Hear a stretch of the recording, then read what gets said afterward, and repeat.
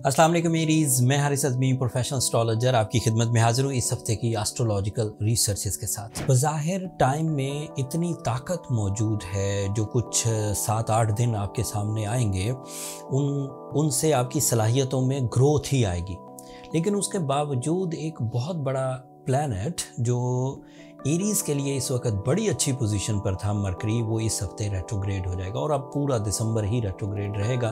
2024 में इब्तदाई तारीखों में जाकर वो फिर डायरेक्ट होगा। मरकरी के 10th एंगल पर रेट्रोग्रेड होने से आपको ध्यान रखना चाहिए अपने अल्फाज पर, अपनी राइटिंग कमिटमेंट्स पर जो आप लिख कर देते हैं, एंड अपने मुआहदों पर जिसकी वजह से आप किसी कानूनी पेचीदगी में उलझ सकते हैं।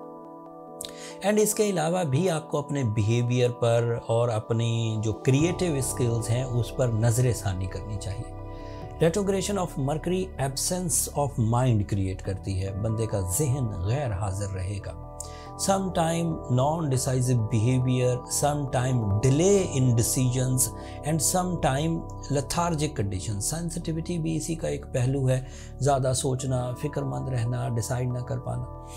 बट इस बात का हरगिज़ ये मतलब नहीं है कि पहले ही दिन 12 तारीख को जब मरकरी रेट्रोग्रेड हो जाएगा एरीज़ बिल्कुल उलझ जाएंगे, ऐसा नहीं है। मैंने अपने 24 साल कैरियर में देखा है कि ये उन लोगों के लिए, उन वीक एरीज़ के लिए या उन सेंसिटिव लोगों के लिए होता है जो ऑलरेडी ही किसी उलझन का शिकार हैं, थोड़ा थोड़ा उलझ रहे हैं, फिर ऊपर से मरकरी भी रेट्रोग्रेड हो गया तो उनकी उलझनें शदीद हो जाती हैं और फिर वो डिसीजन नहीं ले पाते और अक्सर नुकसान करते हैं, ऐसे नुकसान जो उन्हें पछतावे की तरफ लेकर जाते हैं। कभी रिश्तों को खो देते हैं, कभी खुद की ज़ात से मुतल्लिक गलत डिसीजंस लेते हैं, सेहत को ख़राब कर बैठते हैं, छोटी छोटी परेशानियों को बीमारी में कन्वर्ट कर लेते हैं, anxiety and depression, way outs नहीं मिल पाते, क्रिएटिव स्किल्स, अपने टैलेंट को भी जंग आलूद कर लेते हैं। लेकिन जो स्ट्रॉन्ग हैं, प्लेजेंट हैं, परफॉर्मिंग हैं, लीडर है, डोमिनेटिंग स्किल्स रखते हैं, या फिर ज़िंदगी में अदरवाइज उन्होंने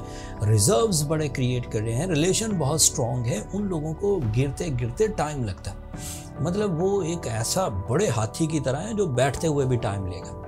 लेकिन जो लोग अभी फ़िक्र माश में उलझन में हैं और वो क्रिएटिव फील्ड से भी रिलेटेड हैं, मीडिया से रिलेटेड हैं, या टीचिंग से रिलेटेड हैं, या मोटिवेशन से रिलेटेड हैं, राइटिंग स्किल्स हैं, या पब्लिक इमेज है, वो फिर ड्रॉप होगी। तो दिस इज़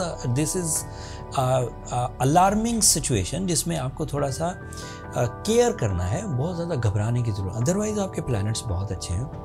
जैसे आपका रूलिंग प्लैनेट मार्स इस वक्त 9th एंगल पर है, ये आपकी शख्सियत पर बहरहाल गहरा असर डाल रहा है। मार्स जब भी अच्छे एंगल पर हो, एरीज़ की पर्सनैलिटी में नेचुरल फ्लो इंक्रीज़ किया करता है, कंपटीशन एबिलिटीज़ बढ़ती हैं, फिज़िकल जो स्टेमिना है, परफॉर्मेंसेस हैं, प्रैक्टिकल स्किल्स हैं, ये इंक्रीज़ करती हैं। फिर Mars is representative of your ये जो कानून परस्ती है, जैसे हम लीगली जो काम करने, उसकी तरफ भी तवज्जो दिलाता है, लॉसेस को कवर करने में भी मदद देता है। फिर आपके लिए सूरज आपके 9th एंगल पर है, मार्स के साथ है। This is an other positive support by the nature, by the solar system.